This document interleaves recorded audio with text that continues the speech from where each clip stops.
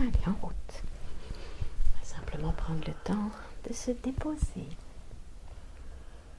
Prendre plaisir à être présent dans l'instant. Accueillir les sons environnants. Et de tourner progressivement le regard à l'intérieur de soi. Étant le meilleur de soi-même, simplement émettre une demande sincère à ce que seul le meilleur ressorte de cette séance. Sentant comme cette demande rejoint naturellement tous ceux qui vous aiment, qui vous accompagnent de l'autre côté du voile, consciemment et inconsciemment. Je vous laisse le temps de faire cette demande sincère, puis vous me direz OK quand elle sera faite.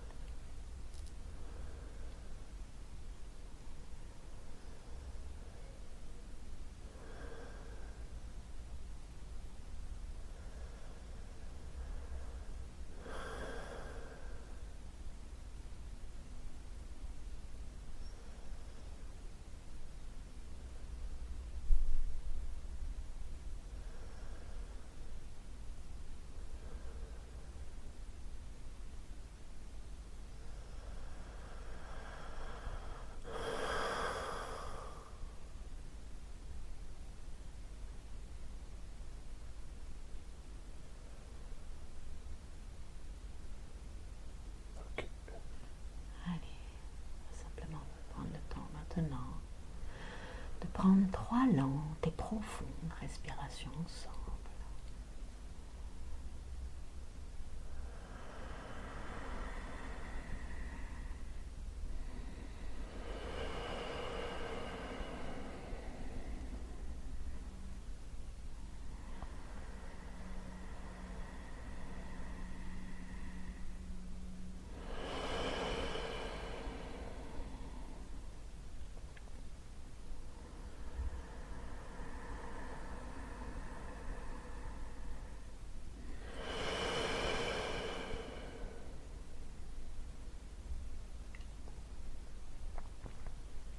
Plongeant progressivement à l'intérieur de votre respiration. Descendre à l'intérieur de votre cœur. Simplement ça, juste descendre, descendre. Rejoignant progressivement une autre vie, d'un autre temps. Une vie qui a beaucoup d'influence sur votre vie présente. Prenant tout le temps dont vous avez besoin pour rejoindre en conscience cet autre corps. Vous y installer, percevant à travers tous vos sens. Juste descendre, descendre, descendre. Sans rien faire d'autre que descendre. Quand vous sentirez que ça commence à se préciser, vous décrirez simplement ce qui se passe.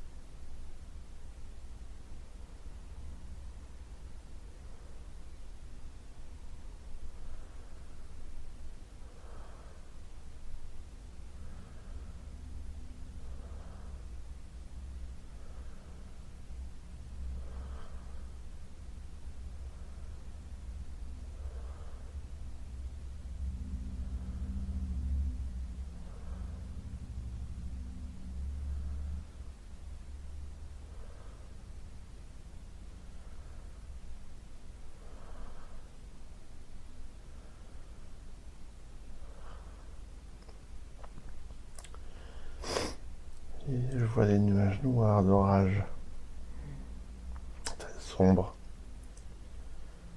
Il fait très sombre.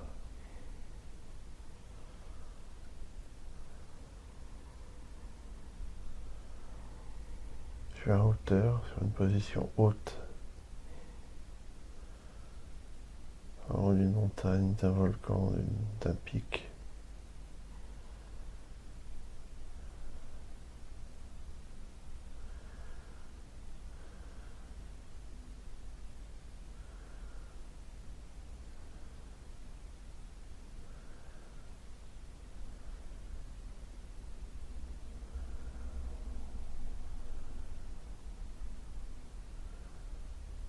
En fait, je suis dans un avion. Un avion, 3 moteurs, 3 hélices. Je le pilote. C'est des turbulences.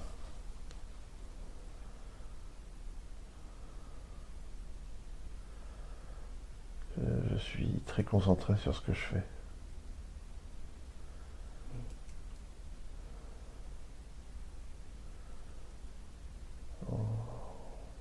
On est dans les années 30, 32, 1932. L'avion vole au-dessus des montagnes. Il y a des éclairs, des turbulences. Il y a mon copilote à côté. Il me parle en allemand. Il me montre du doigt un terrain pour atterrir. Je fais des virages.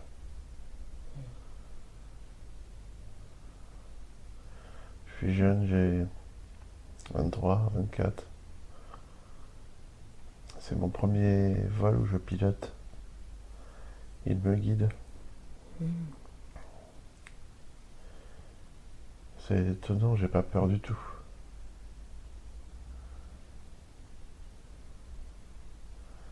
L'avion perd d'altitude, il penche sur l'aile.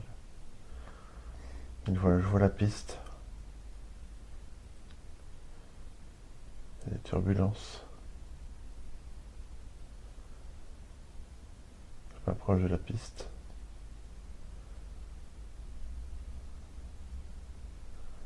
J'ai chaud, je transpire.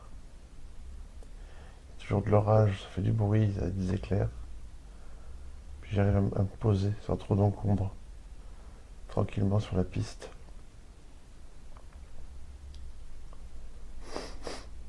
Je vais rouler l'avion.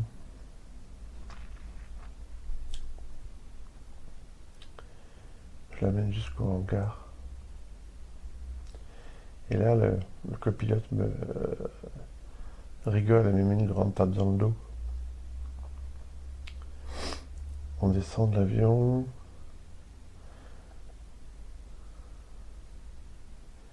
Il pleut. Il y a du vent. Je vais dans le hangar. On est dans un pays d'Amérique du Sud. Paraguay. Dans les années 30, début des années 30.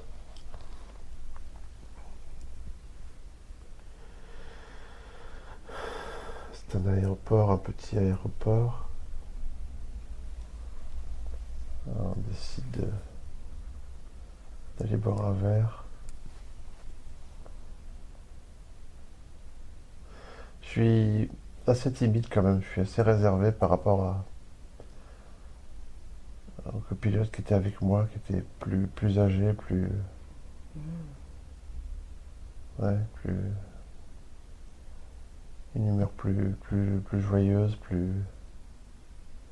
il rigole, il connaît tout le monde. Moi, c'est la première fois que je viens là, je connais pas grand monde. Je suis un peu intimidé par tous ces hommes.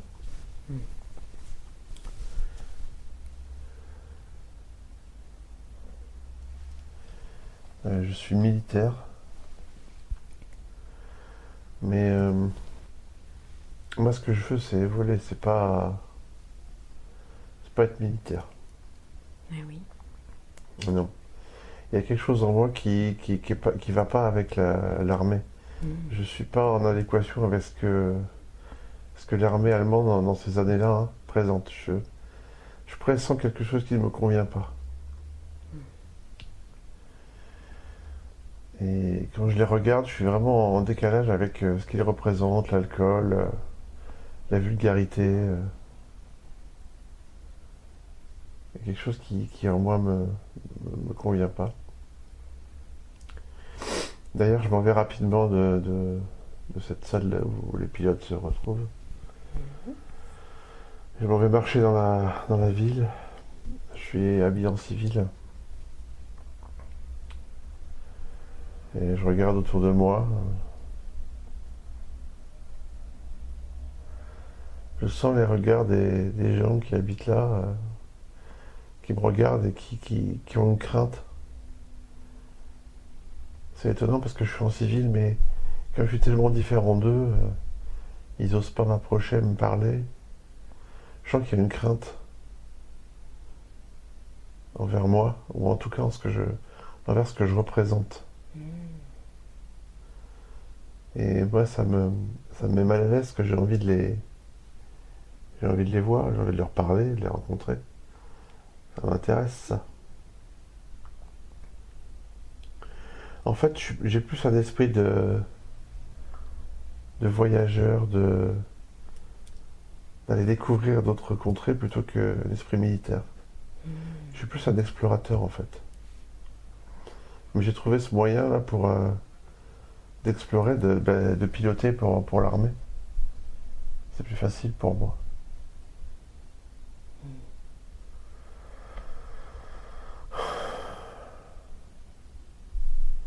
Me revoilà chez moi, chez mes parents.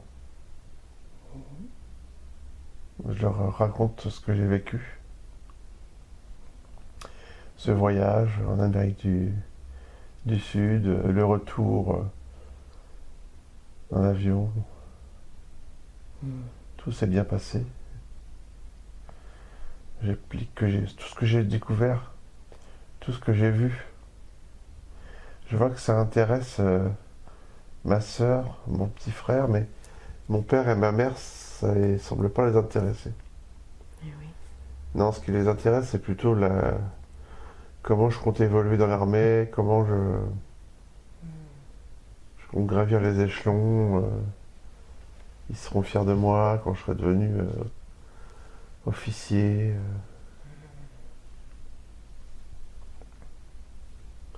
Il y a quelque chose vraiment qui me met mal à l'aise. Je sens autour de moi une ambiance, même dans la rue, on est en 33 maintenant. Je sens des choses qui sont en train de changer. J'aime pas trop cette atmosphère, cette ambiance.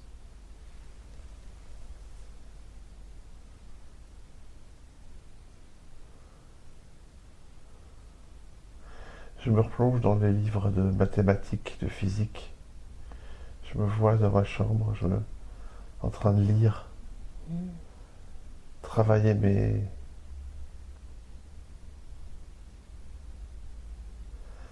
schémas, des courbes, des calculs de trajectoire.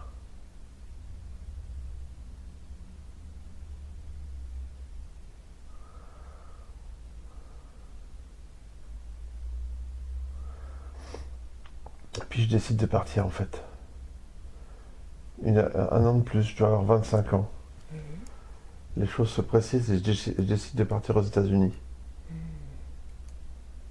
Parce que je vois que dans ce pays, l'Allemagne, il se passe des choses qui ne me conviennent pas et j'ai besoin d'aller voir ailleurs ce qui se passe. Et pour moi, ce pays, les États-Unis, c'est plein de rêves, on peut faire plein de choses là-bas. L'aviation est développée, et je décide de partir là-bas. Et ce qui est étonnant, c'est que je pars en bateau, je quitte l'Allemagne, je laisse à moi mes parents, je prends mes valises, je m'en vais. En fait, je déserte l'armée, hein. Ni plus ni moins. Je me vois traverser les pays à pied avec une valise. Je prends le bateau en France, après je vais en Angleterre. Et de l'Angleterre, je pars pour les États-Unis.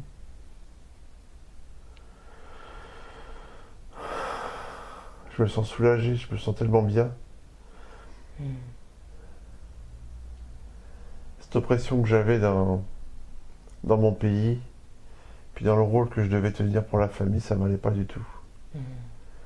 J'avais besoin de vivre autre chose, de partir, voilà, vivre autre chose, me sentir bien.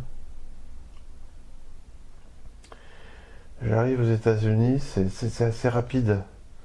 Tout ce qui se passe, ça défile vite. Ah oui. Il n'y a pas de problème particulier. J'ai mon diplôme de pilote. Je m'en vais dans un aérodrome, un petit aéroclub aérodrome, où quasiment le même avion que je pilotais en Amérique du Sud est posé sur la piste. Et là, je vais voir, je rentre. Et je parle pas anglais, je parle allemand. Je leur montre avec des gestes et puis je montre du doigt l'avion que je sais piloter, j'ai mon diplôme.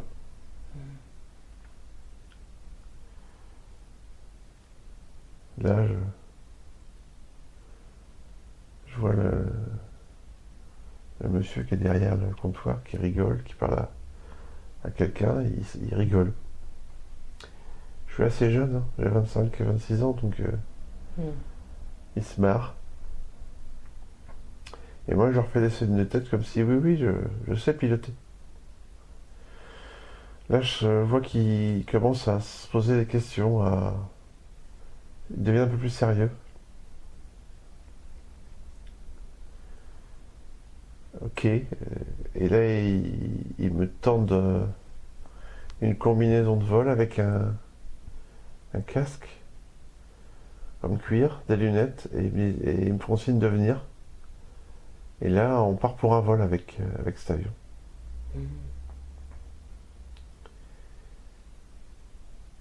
Et là, ils sont deux. Il y a un copilote à côté de moi et derrière, il y en a un autre qui est assis. Et il me montre les commandes et avec la main, je vois bien le signe de la main, avec un hochement de tête comme ça. Il a l'air de dire, mais vas-y, montre-nous.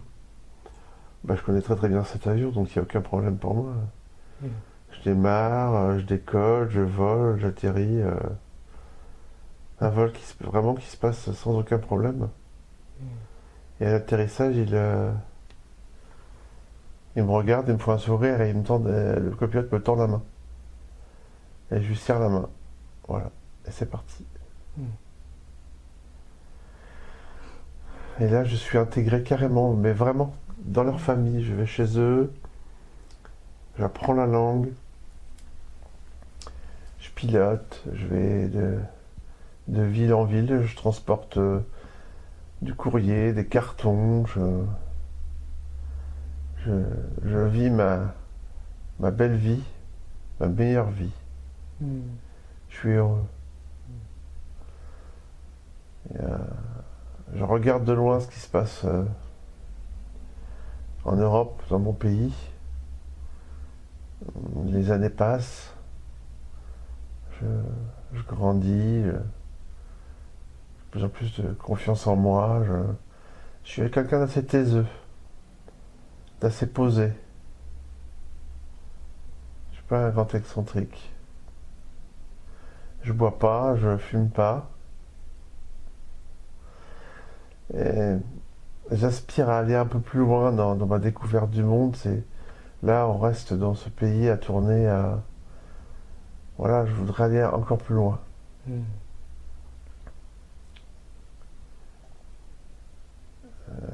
Malheureusement, la guerre éclate en Europe.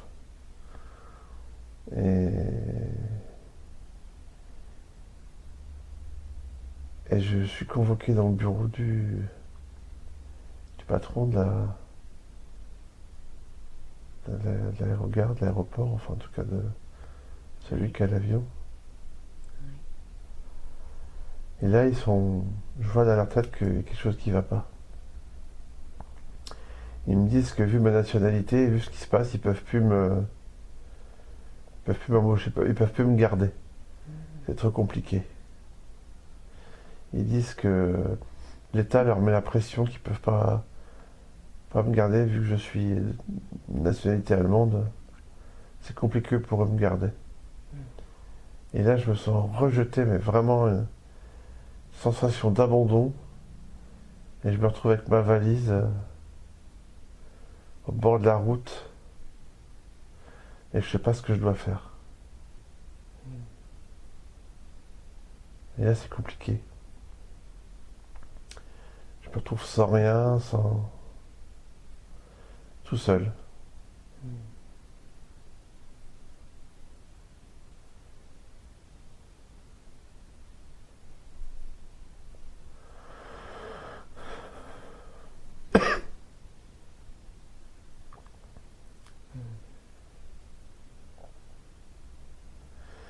Là, il se passe quelque chose de... Je sens que je descends tout doucement dans la tristesse, dans la douleur, que je deviens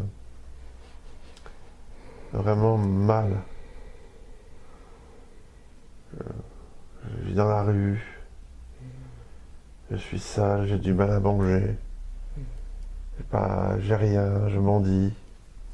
C'est compliqué. Je sais plus quoi faire. Je me sens abandonné. Vraiment.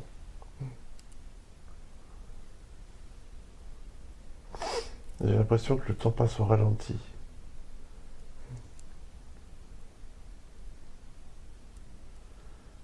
Il y a un abattement qui se passe vraiment. Et je me laisse aller. Là, je commence à boire. Je commence à me détruire tout doucement.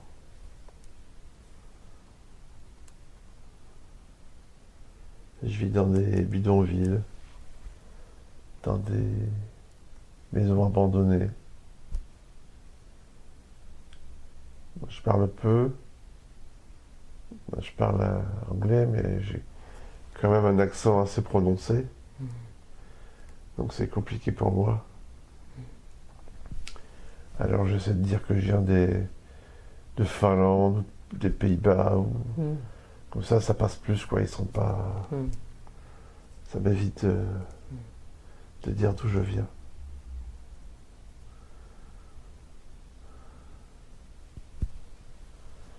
Là, ça dure plusieurs années, jusqu'à la fin de la guerre, en fait. La guerre se termine. J'ai une trentaine d'années. Je suis l'ombre de moi-même. Et puis, je décide comme je vois que la guerre est finie, je décide d'aller voir une autre entreprise de pilotage qui se trouve plus près de la frontière du Brésil. Je passe par le Mexique, je vais au Brésil. Je retourne un peu dans ces pays où j'étais là. Et je décide d'aller voir ouais, c'est ça. Une entreprise de transport aérien américaine, mais positionnée là-bas. Et là, je tombe sur un gars un peu louche avec un gros cigare et voilà que je lui explique. Je lui cache pas en fait ce qui s'est passé. Je dis la vérité, ça sert à rien. Et le mec, il voit mon diplôme de pilotage. Il me dit ok, parce qu'il dit qu'il recherche des pilotes, que son entreprise s'agrandit, qu'il faut aller descendre jusque dans la pointe de l'Amérique du Sud et il y a plein de choses, il y a à découvrir, des voies de navigation à découvrir, de découvrir d'autres lieux, tout ça. Donc moi ça m'intéresse, c'est exactement ce que je veux faire. Donc je pars là-dedans, avec lui comme patron, et je pars avec des avions qui sont dans des états déplorables. Mais j'ai pas peur, je retrouve ce plaisir après avoir marqué toutes ces années de détresse, de tristesse, de malheur, de... J'ai rebondi d'un seul coup là et je repars. Je repars pour faire tout ce que j'avais à faire, ce que j'avais prévu dans ma vie, et je vais découvrir des nouveaux endroits. Et là, copilote, c'est une femme qui est avec moi, qui a à peu près mon âge, qui est très... qui a un caractère très fort. Et ça se passe bien. Elle aussi, c'est une aventurière. Et on va de ville en ville, de pays, on découvre des nouvelles pistes, on met en place des lieux d'atterrissage, des lieux où on peut stocker du matériel. C'est vraiment des super moments. Et le temps passe assez vite, je me rends pas compte que ça file vite, vite, vite.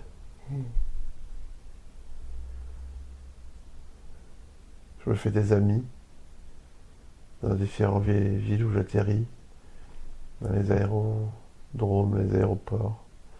Je commence à être un peu connu. J'ai toujours ce caractère un peu en décalage avec cette époque et avec ces pilotes qui sont un peu euphoriques, qui sont un peu... Je me sens vraiment en décalage. J'ai arrêté de boire, je fume pas. Ça a été assez simple pour arrêter. À partir du moment où j'ai repris les commandes d'un avion, je me suis arrêté de boire très facilement.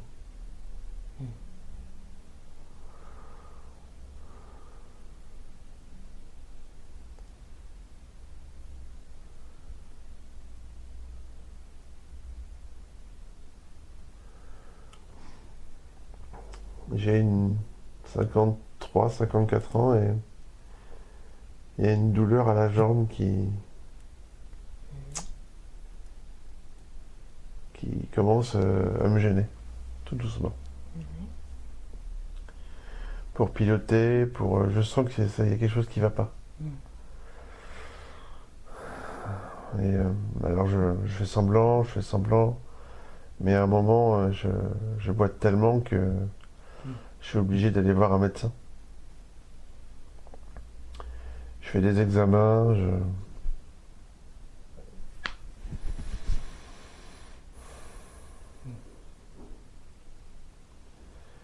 et là,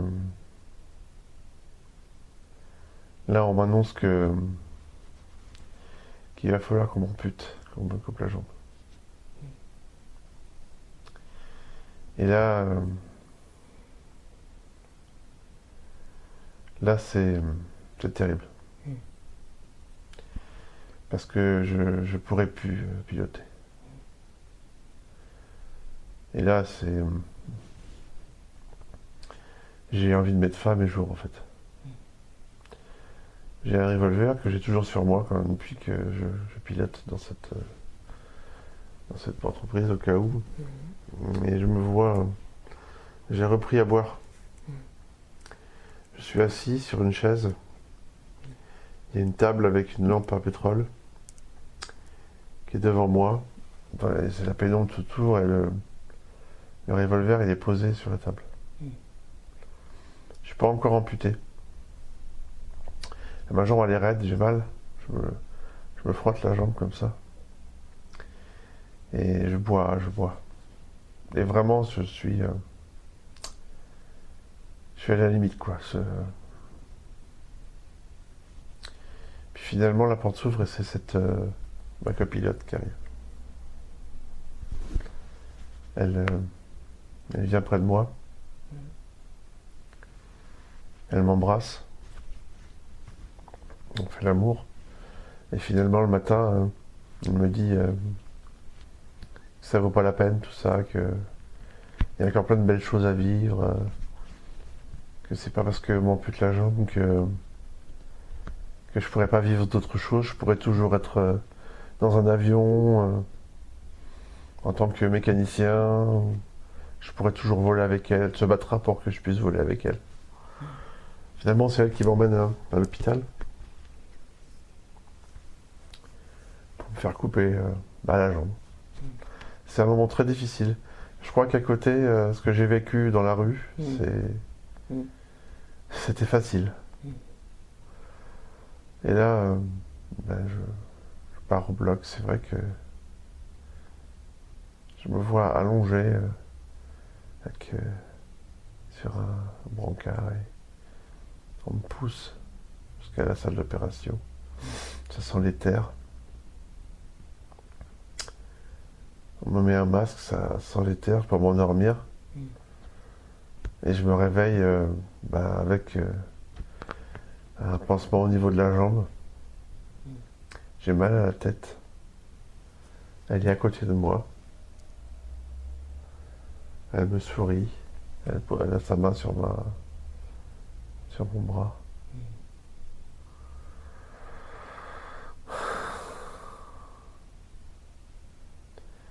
C'est étonnant, je me sens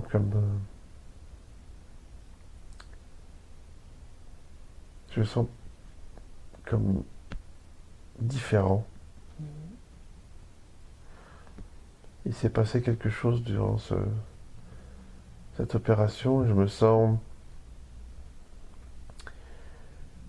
complètement vide, comme si je n'avais plus aucune émotion, comme si ma batterie interne était déchargée, mais prête à se recharger d'autres choses. Comme s'il y avait eu un switch entre moi avant et aujourd'hui, et qu'il était temps de apprendre de nouvelles choses et de justement profiter du temps qui me reste pour pas me laisser aller et découvrir autre chose.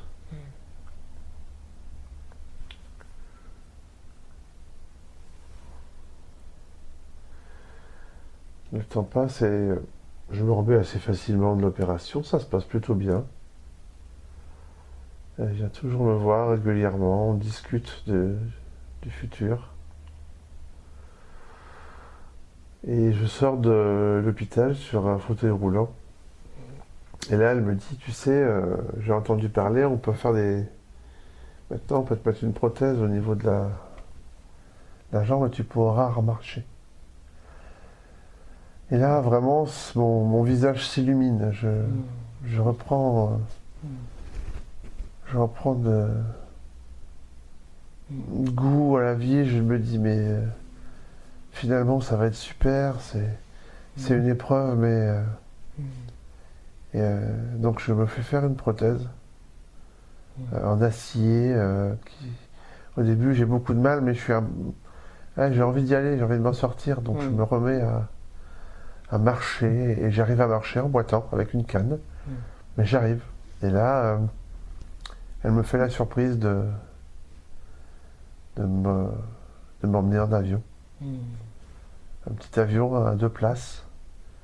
Et là, elle me dit, écoute, tu vas essayer, on va voir. Donc, on décolle, c'est elle qui pilote. Et là, elle me donne les commandes. Et en fait, il faut que je teste cette prothèse pour, au niveau du palonnier, savoir si j'arrive à piloter en bas avec mes jambes. Et finalement, petit à petit, je retrouve un peu de sensation. J'arrive à doser un peu pour les virages. Et finalement, je me débrouille pas si mal que ça. Et finalement, de cette épreuve, il n'en sort que des choses positives. Parce que je suis devenu quelqu'un d'autre, peut-être plus...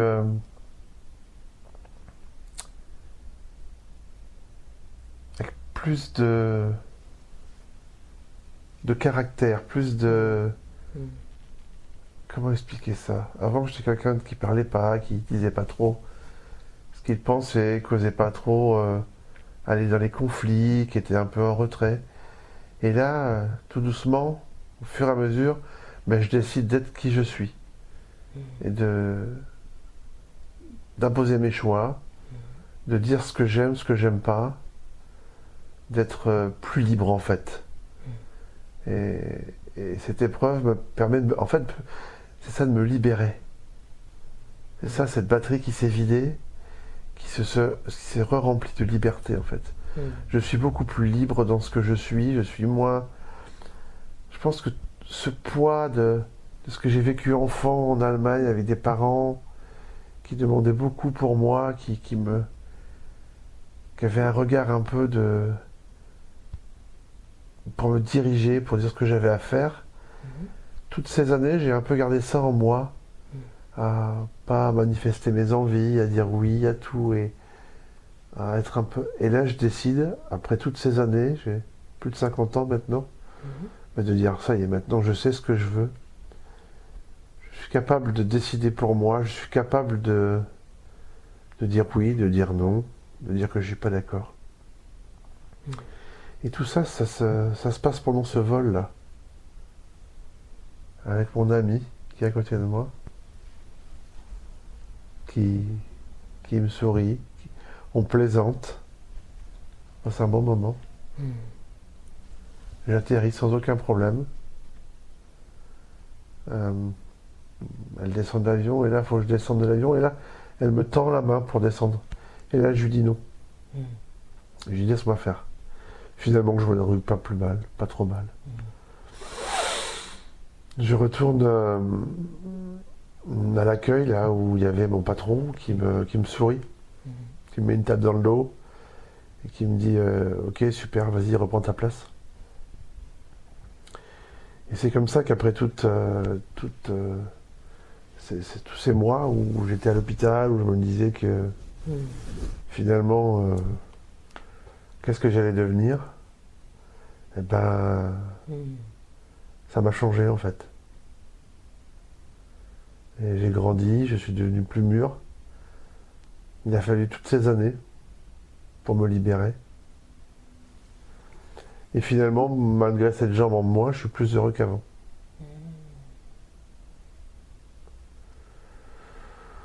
Et c'est plutôt maintenant que je profite de ma vie.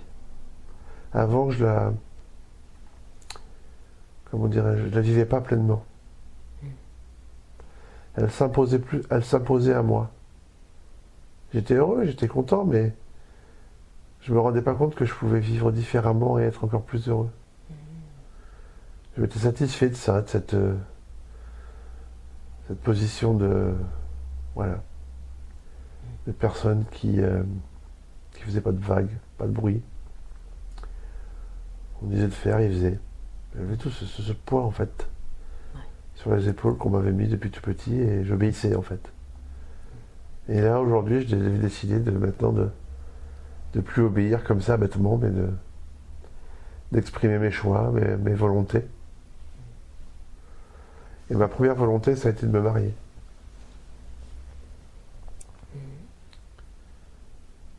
Et donc je me suis marié. Et ma vie continue, heureux. Et finalement, les choses se passent simplement. Tranquillement, je vieillis, je continue à voler. Découvrir d'autres pays, d'autres paysages, d'autres personnes, de faire des choix. Je suis plus à aller où j'ai envie d'aller plutôt qu'on me dicte. Ce qui peut parfois poser quelques problèmes. Et j'ai des réflexions en me disant mais avant t'étais pas comme ça. Aujourd'hui c'est plus difficile de travailler avec toi. Ben, je dis oui, mais effectivement. Mais j'ai décidé de choisir pour moi, pour ce que je veux. Ce qui m'a rapproché de ma femme. On est beaucoup plus complices maintenant. Ça se passe très très bien. Comment vous finissez cette vie? Simplement.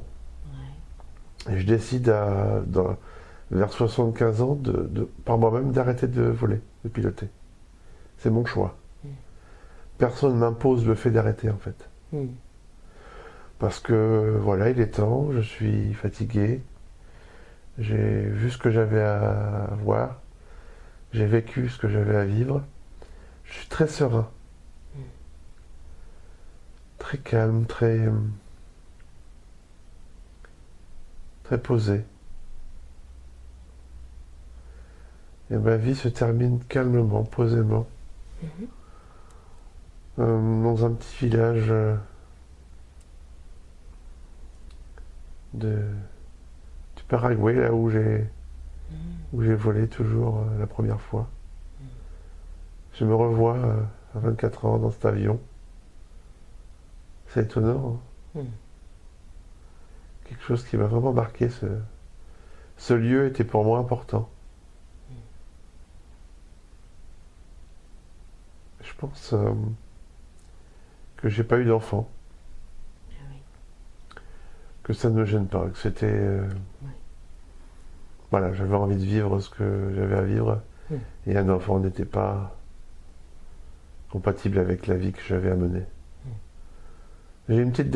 Alors, il y a quelque chose quand même par rapport à ça. Il y a un petit... C'est pas vraiment un regret, mais bon. Et je finis ma vie tranquillement dans cette petite maison, entourée d'amis, de ma femme.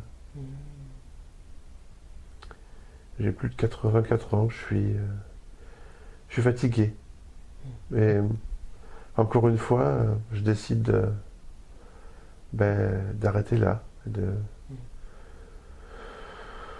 quitter ce monde tranquillement. Je dis voilà, il est temps, je suis fatigué, j'ai bien vécu et je décide. C'est étonnant, hein. C'est moi qui décide un soir de dire ben voilà, ça va, c'est maintenant. Et je m'endors serein. Et je sais que c'est cette nuit où probablement je quitterai ce monde. Et effectivement, dans la nuit, je m'endors et c'est là que mon souffle s'éteint, paisiblement. Et je suis debout, j'ai 24 ans, et je regarde mon corps, allongé. J'ai le visage souriant. Ma femme est à côté de moi, elle dort. Et je suis souriant moi aussi à 24 ans. Et je me vois avec toute cette vie que j'ai vécue. Une vie, quand je fais le bilan là devant mon corps, une vie finalement heureuse. J'ai su m'affirmer. J'ai une vie bien remplie. Je sens que j'ai accompli ce que j'avais à accomplir.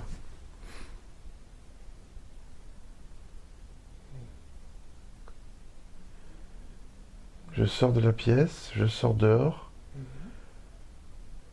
Je marche, je sens pas le sol, mais... Et je m'en vais à l'aérodrome. Je m'en vais là. C'est la nuit. Et je lève les yeux et il y a une lumière, comme une étoile qui brille et qui est de plus en plus lumineuse.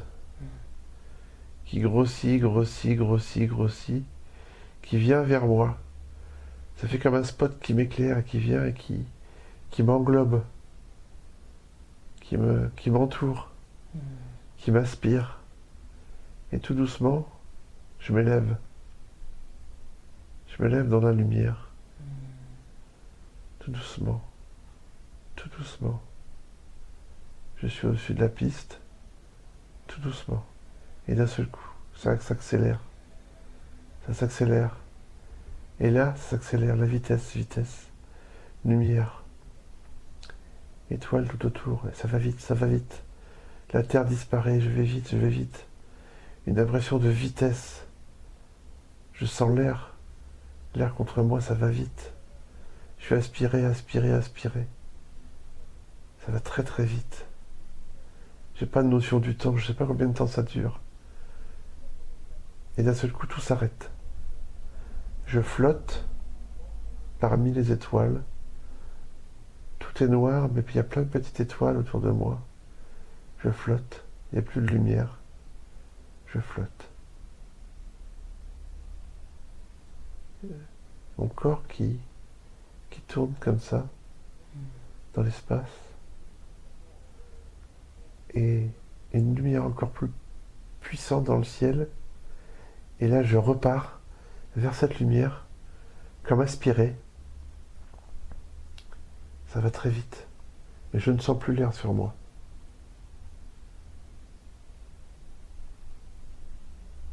Hop!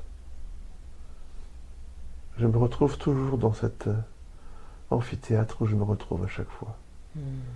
Toujours le même endroit, assis sur les pierres, sur les pierres de l'amphithéâtre. Sur ces pierres, et à côté de moi, mon guide qui est toujours là. Toujours le même, qui m'accueille à chaque fois. Il y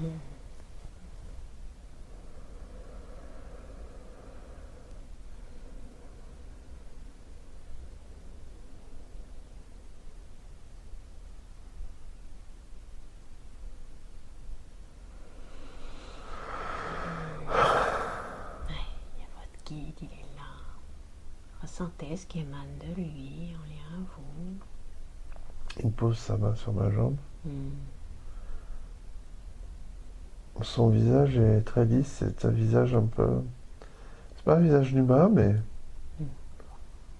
c'est très apaisant. Et il me sourit. Et d'autres guides arrivent. Et ils sont tous autour de moi et me posent tous la main sur les épaules, sur le corps. Et je ressens comme une plénitude. Prenez un temps pour le vivre vraiment.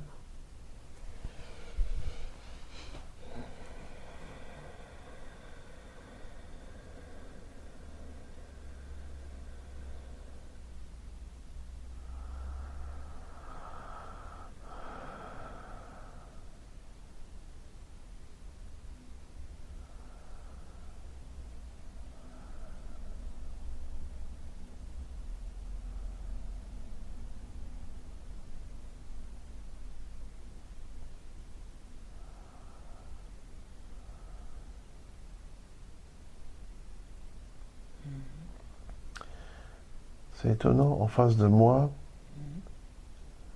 apparaît une forme humaine très lumineuse qui flotte. Je sens que c'est une entité plus importante.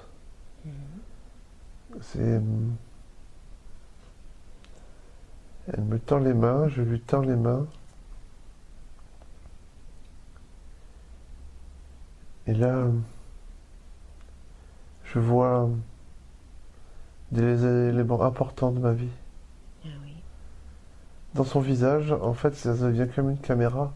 Enfin, pas qu'une caméra, comme un écran. Et je revois des moments importants de ma vie. Les 24 ans, je me revois dans la salle à manger de mes parents. C'est les éléments de décision, en fait, qui ont été des choix que j'ai faits. Des bons choix, en fait. Il me montre aussi que si je n'avais pas fait ce choix-là, voilà ce que je serais devenu. C'est étonnant.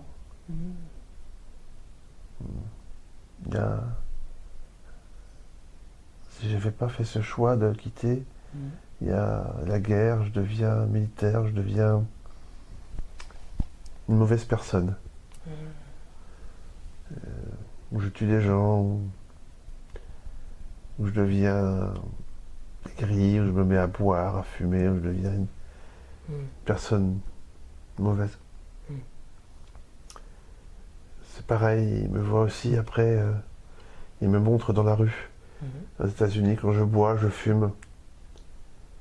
Et il y a le choix où je décide, après la guerre, de partir et de vivre une nouvelle vie. Et le choix où je reste dans le caniveau, où je me mets à continuer à boire. Je finis par me droguer, je finis par tuer. Je vois qu'un couteau en train de tuer une femme, des enfants pour prendre leur argent. Je deviens une mauvaise personne. Après, il me montre le choix que j'ai eu à l'hôpital. Soit de me laisser aller, de retomber dans l'alcool, dans la drogue, de me fâcher avec ma future femme, de tout laisser tomber. Et je deviens encore une mauvaise personne où je finis seul dans un taudis, à cracher du sang, à être un manque-rien. Il me montre aussi le choix d'arrêter de piloter. Et l'autre choix, c'est de continuer. Et là, je m'écrase avec un avion sur un village et je tue des gens. J'ai bien fait de choisir d'arrêter de piloter à cet âge-là. Il me montre tout ça, tous ces choix que j'ai faits dans ma vie qui m'ont permis d'avancer, d'être positif, d'être heureux, de rendre heureux ma femme et tout autour de moi, de voir tous ces gens qui m'ont apprécié, qui m'ont aidé, que j'ai aidé, d'aller voir ces villages, de leur ramener tout simplement du courrier, de ce qu'ils avaient besoin, simplement. Et je ne m'étais pas rendu compte dans cette vie que le fait d'aller dans ces villages, d'amener des lettres de leur famille ou des nouvelles, des bonnes nouvelles, des mauvaises nouvelles, de leur amener ce qu'ils avaient besoin, ça leur avait fait du bien, ça les avait aidés dans leur vie. Et ça, je m'en étais pas rendu compte. Pour moi, c'était très technique, piloter un avion. Il n'y avait pas tout ce côté humain autour de ça. D'amener la joie dans des familles, aussi de la peine, malheureusement. C'est comme ça. Ça fait partie de la vie aussi, ça. Et il me montre la joie, la peine. C'est des émotions, la vie. C'est plein d'émotions. Je vous montre le résultat de tous ces choix, Oui. les conséquences, tout ce qui aurait pu se passer. On va lui demander le défi majeur de cette vie, quel était-il? De faire les bons choix. Et c'est une vie pleinement réalisée. Ressentez ça. Commencez en vous de percevoir que vous avez su faire les bons choix.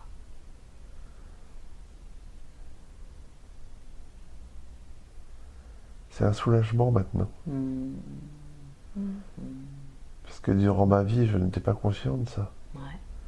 Mais aujourd'hui, là où je suis avec eux, c'est un soulagement. Cueillez ça.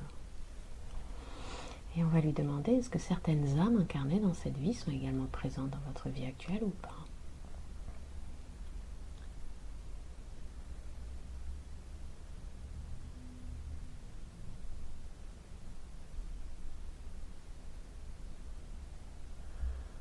Mon père, c'est Carole. Ouais,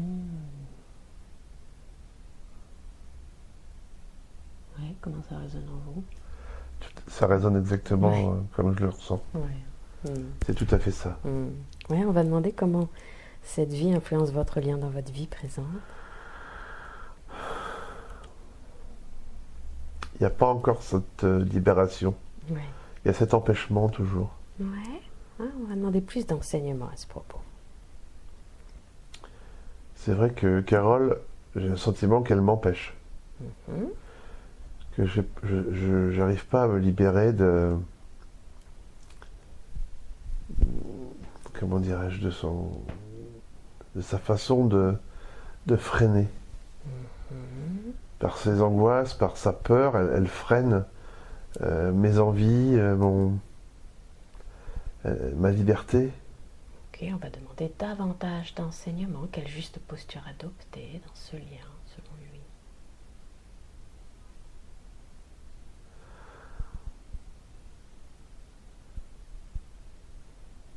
Une position de leader plus. J'ai un peu baissé les bras. J'ai le combat. Je suis moins combattant. D'accord, moins combattant. Et lui, il vous propose d'être plus leader. C'est bien ça? Oui. Alors, qui vous enseigne à l'intérieur de vous quelle juste posture adopter pour être plus leader.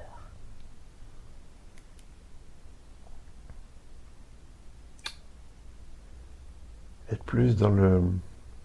Comment dirais-je? Dans l'explication. Pas l'explication, mais dans le discours, dans la parole. Dans exprimer ce que je ressens. Oui,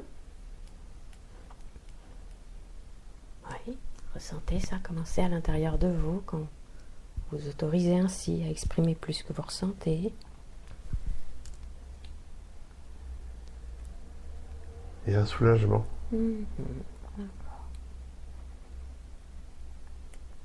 Donc il y a cette invitation à être plus leader, à plus exprimer. Ok. Est-ce qu'il y a d'autres conseils à propos de ce lien à Carole ou pas? Elle a besoin d'être rassurée. Et c'est vrai que ce côté leader la rassurait. Mais moi, quelque part, j'avais besoin aussi de souffler un peu. De toujours décider, faire. On va ici, on va là. On va faire comme ci, on va faire comme ça. Et d'ailleurs, elle me le reprochait. C'est étonnant. Dès que j'avais une position où j'étais le leader, j'avais des reproches que c'est moi qui décidais de tout. Et ces reproches, je les ai plus aujourd'hui. Okay. Mais la contrepartie, c'est que je fais pas forcément ce que j'ai envie. On va lui demander qu'il vous enseigne davantage. Quoi faire, quoi changer dans votre vie pour bien évoluer, selon lui.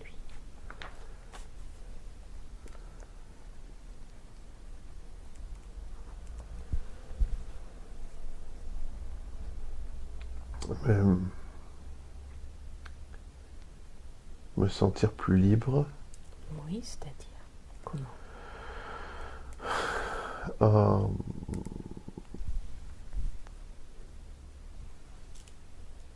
En acceptant de faire des choses en dehors de la maison, de sortir plus, d'aller rencontrer plus de gens,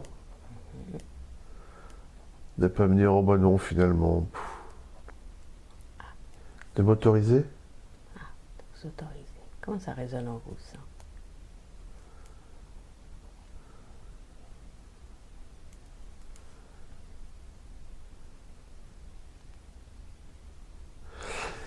C'est compliqué, c'est... C'est-à-dire?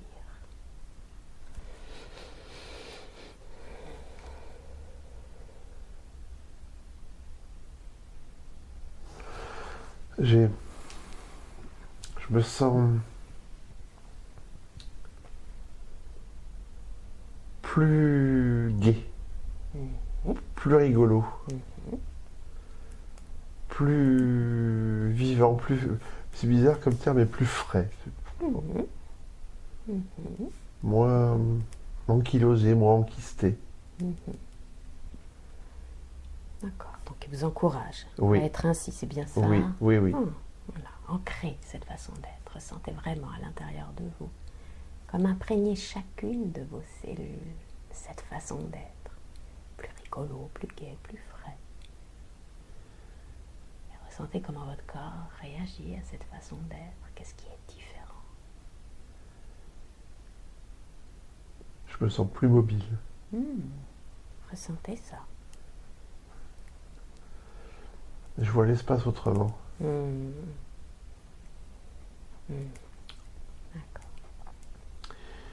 Et ce qui va me permettre d'avoir une vision différente de mon entourage.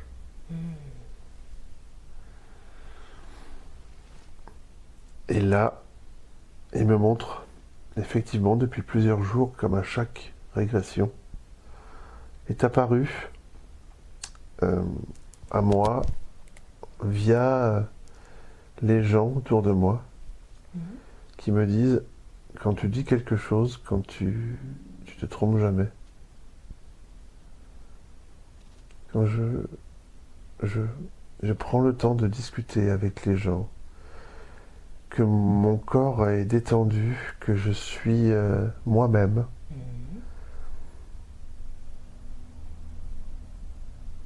Je parle avec les personnes avec qui je ressens quelque chose.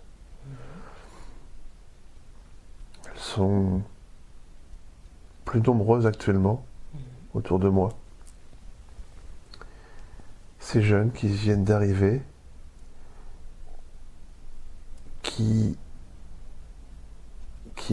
c'est étonnant, je me sens plus jeune, plus libre. Et je parle avec eux. Et je perce des sensations, des inquiétudes de leur part. Je leur dis et ils me disent mais comment tu... Et je dis je ressens ça. Et on va demander qu'est-ce qui fait qu'on vous montre ça là. La liberté en fait. Ok, prenez un temps pour accueillir plus encore d'enseignements là-dessus, sur la liberté. Me sentir libre de dire les choses. Et chez moi. Concernant ce que je ressens, ce que je vois. Et libre de dire les choses à l'extérieur de chez moi. Alors ressentez ça, cette liberté-là. Vous savez, à l'intérieur de vous, ce qui se passe quand vous vous sentez vraiment ainsi libre.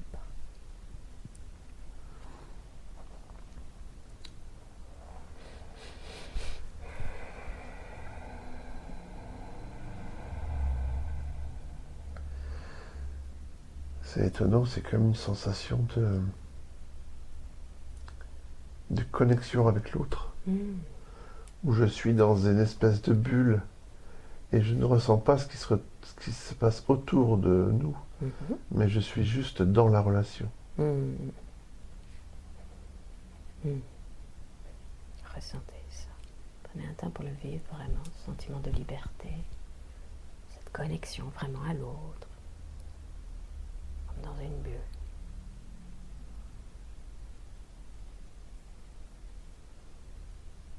Donc il vous encourage à vous autoriser plus, à être libre, à être plus mobile, voir l'espace autrement, à être plus leader et à vous autoriser vraiment. On va lui demander quel autre conseil a-t-il à vous donner pour bien évoluer dans votre vie présente.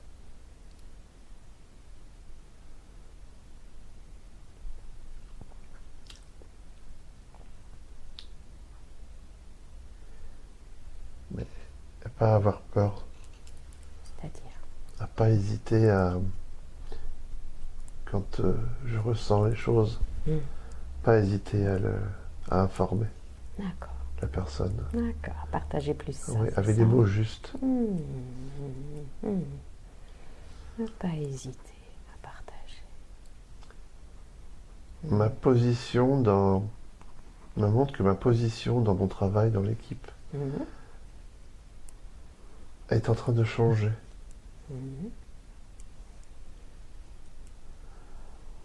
Plus un rôle d'accompagnant. Plus que de... C'est un rôle de leader, mais accompagnant. C'est pas un rôle de... Je suis pas là pour diriger, mais pour accompagner. Ressentez ça. Là pour accompagner et non pour diriger. Ressentez vraiment la différence en vous. Comment votre corps réagit à cette compréhension? Il est moins rigide. Ressentez ça. Et ressentez ce qui est différent dans le lien à l'autre quand vous êtes vraiment assis.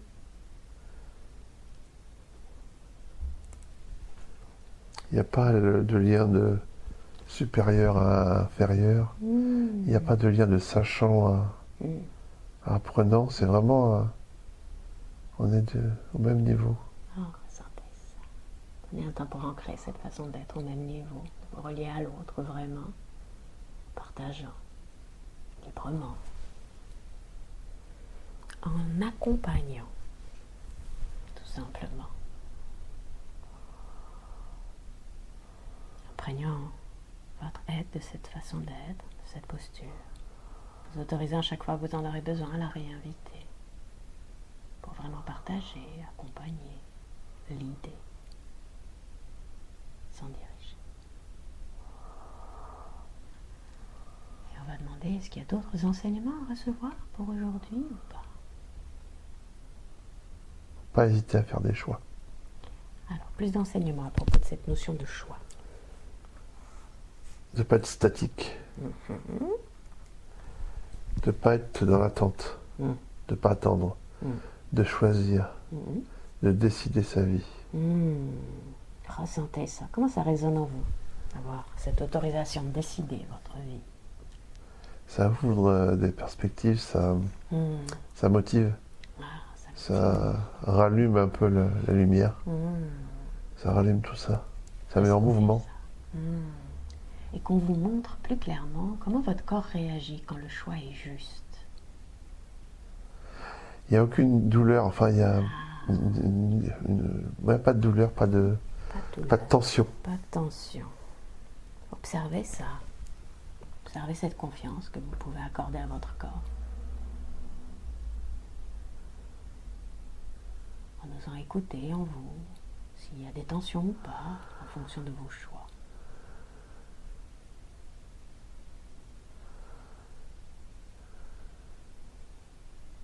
Donc ne pas hésiter à faire des choix, décider votre vie.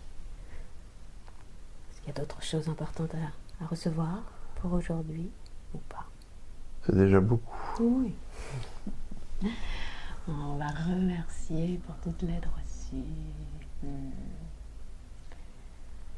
Et on va demander à présent qu'on nous montre deux chemins. Un chemin où vous ne tenez pas compte des enseignements d'aujourd'hui, vous continuez votre vie comme vous le faisiez jusque-là, et un chemin où vous tenez vraiment compte de tous les enseignements d'aujourd'hui. Explorons d'abord le premier chemin et dites-moi comment ça se passe. Ma vie est terne et lisse, pas désagréable, pas agréable. Il y a un sentiment de non-accomplissement, quand même. Il y a quelque chose qui manque. Je sens un manque de quelque chose. Ouais, un manque, un accomplissement. Ok. Et vos liens aux autres?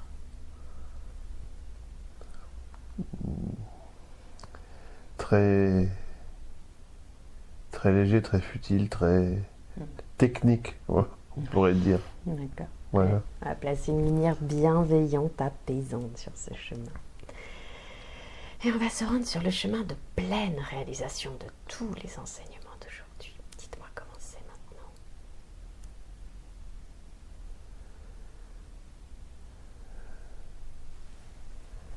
C'est beaucoup plus agréable. C'est-à-dire? Je suis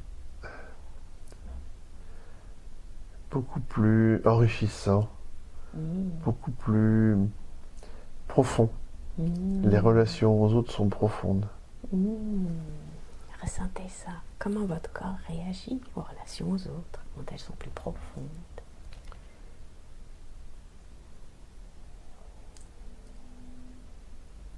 Il est plus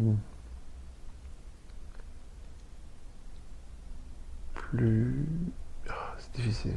Comme de la guimauve, plus onctueux. Voilà, c'est ça. J'ai un corps onctueux. Ressentez ça. ce corps onctueux. Où je me sens bien. Ancrez cette façon d'être. Prenez un temps vraiment pour imbiber chacune de vos cellules de cette façon d'être dans un corps onctueux. Vous sentir bien. Sentir les relations comme elles sont plus profondes. Ressentant aussi cette façon de vous autoriser avec plus de gaieté, d'être plus rigolo, plus frais, plus leader. Sentant cette liberté que vous avez. Également à vous relier aux autres en les accompagnant sans les diriger. En vous autorisant plus à partager. Ancrant toutes ces ressources en vous, toutes ces façons d'être. Cette grande mobilité aussi que vous pouvez ressentir. Et à chaque fois que vous en aurez besoin, vous pourrez réinviter cette façon d'être. Peut-être en repensant à la séance d'aujourd'hui ou la réinvitant à l'intérieur de vous, en sentant ce corps onctueux. En sentant aussi cette grande liberté à faire des choix et l'importance de décider.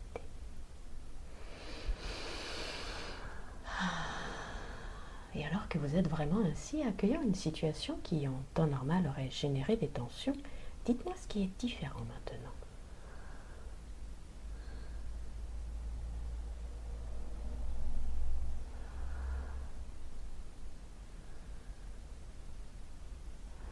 Il y a moins de crispation. Il y a plus de fluidité, les choses glissent sur mon corps, sur mon esprit. Bon, c'est pas grave. C'est pas grave. Ressentez ça, que c'est pas grave. Qu'est-ce que ça change en vous de ressentir vraiment que les choses peuvent être prises ainsi? Une liberté d'expression aussi, de dire, être libre. Ouais. Ancrez ça, cette liberté d'expression, d'être libre. Voilà. Un carcan qui s'ouvre comme une noix, vous savez, qui se casse quand on ouvre. Ah ouais. On se sent libre. Prenez un temps pour le vivre vraiment. Tout le temps dont vous avez besoin. Pour vous imprégner, pour ancrer profondément cette façon d'être libre. Sentir que ça s'ouvre.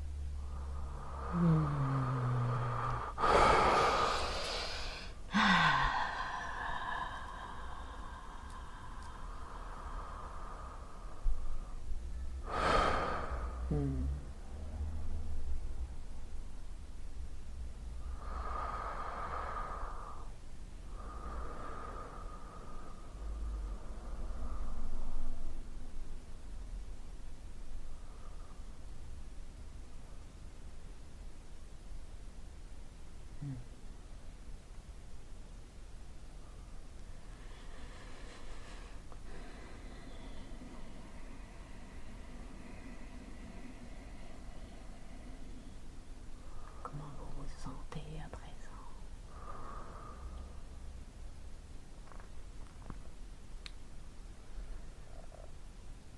Comme si un poids sur les épaules s'était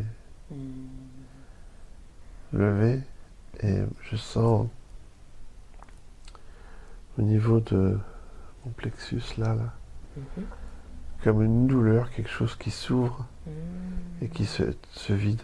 Voilà, accueillez bien toutes ces perceptions, toutes ces sensations et on va demander est-ce qu'il serait approprié de recevoir un soin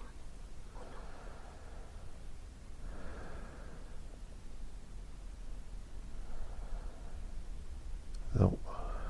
Non. Ok. Bon, accueillez ce qui se passe en vous, puis quand vous sentirez que c'est fini, vous me direz simplement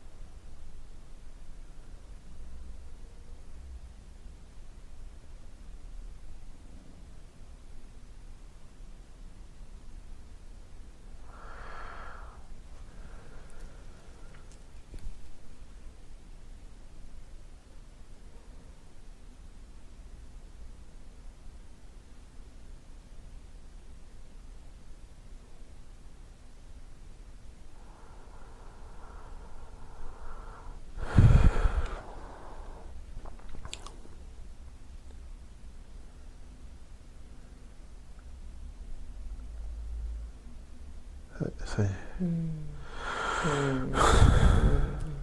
Remercier pour toute cette aide reçue. Merci à tous. Merci à tous ceux qui ont participé au processus d'aujourd'hui.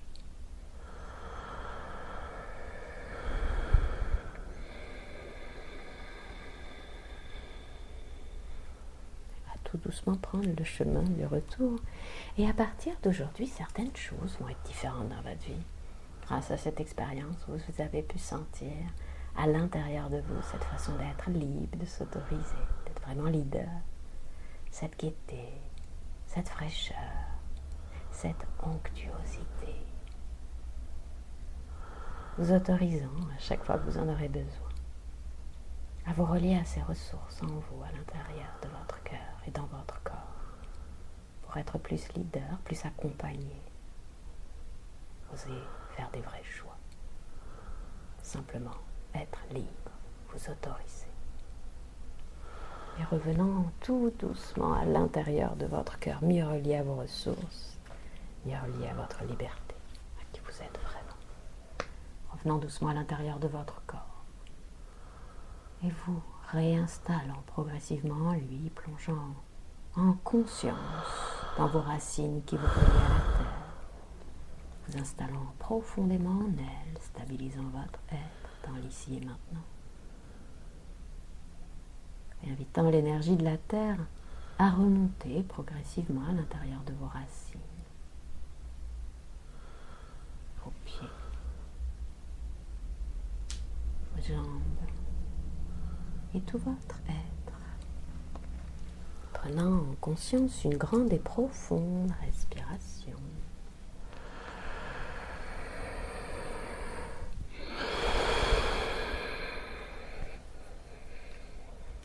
Rythme, quand vous serez prêt pour ouvrir les yeux.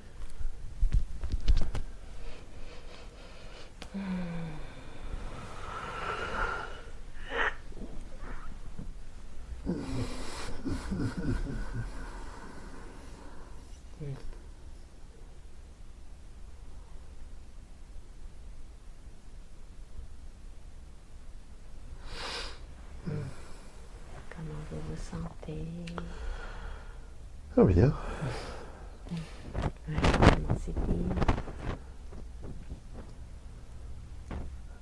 J'ai pas vu, ça a été rapide.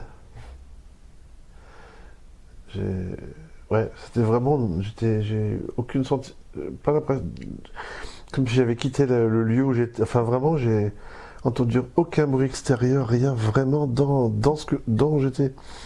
Avec une fluidité, j'ai eu besoin pratiquement, vous m'avez pas guidé du tout pour partir, quitter mon corps, aller les retrouver, ça a été d'une fluidité, d'une liberté,